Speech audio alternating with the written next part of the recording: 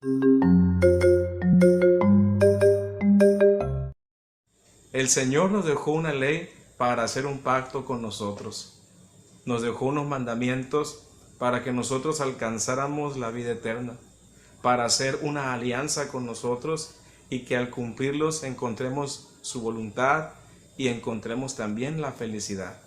El Evangelio de hoy es el Evangelio de San Lucas, capítulo 6, versículos del 1 al 5, donde Jesús se nos presenta caminando con sus discípulos y al pasar por unos sembradíos, estos arrancan espigas, las restregan en las manos y se las comen.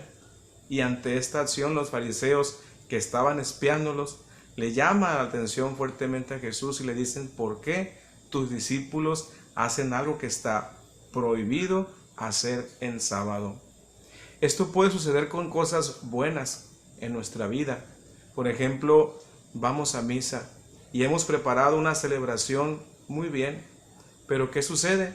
Estamos tan atentos a si alguien se equivoca, a si alguien comete un error, que al final de la misa el coordinador llama fuertemente la atención a los del servicio de altar y lo hace faltando a la caridad, lo hace insultándoles. Aquí algo no está bien. Puede suceder también que nosotros nos consideremos buenos católicos porque vamos a misa, porque cumplimos nuestros actos de piedad, y qué bueno que no faltemos a estas cosas. Pero puede suceder que aún cumpliendo esto, de repente tardemos 3 meses sin visitar a mamá o ni siquiera hacerle una llamada telefónica.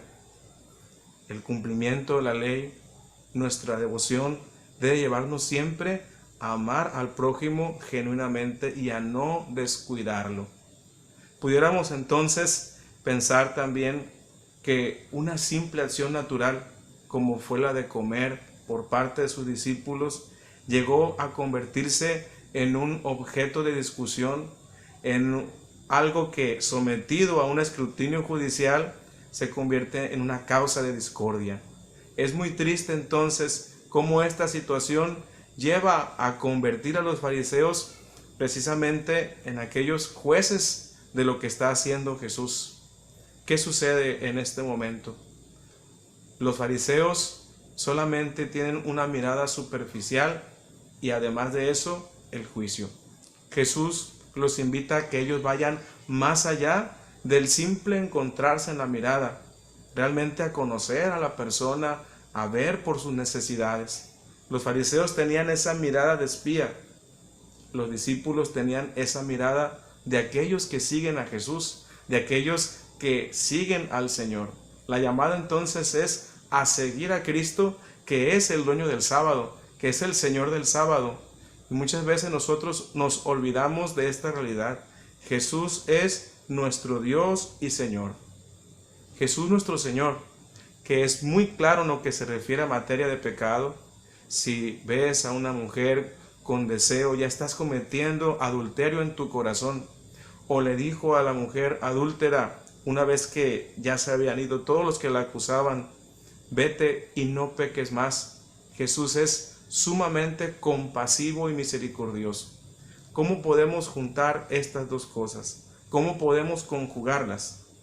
Jesús, que nos libra de la esclavitud del pecado, nos pide compasión para quien se encuentra encadenado en el pecado. Nos pide oración y buen ejemplo para que éste sea liberado. Pero ante todo, nos pide caridad con nuestros hermanos.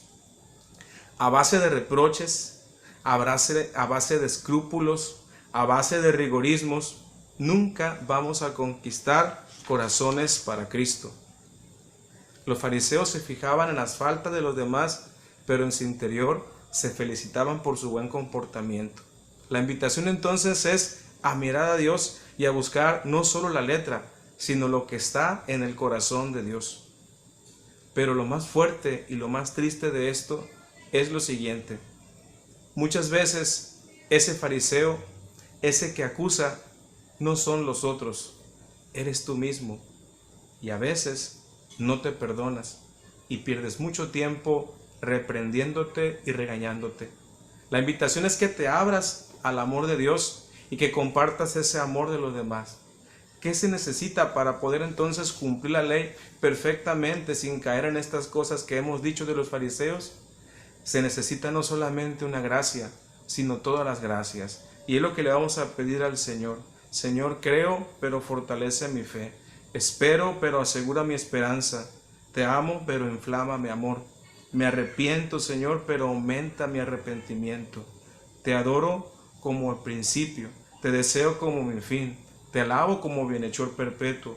Te invoco como defensor propicio.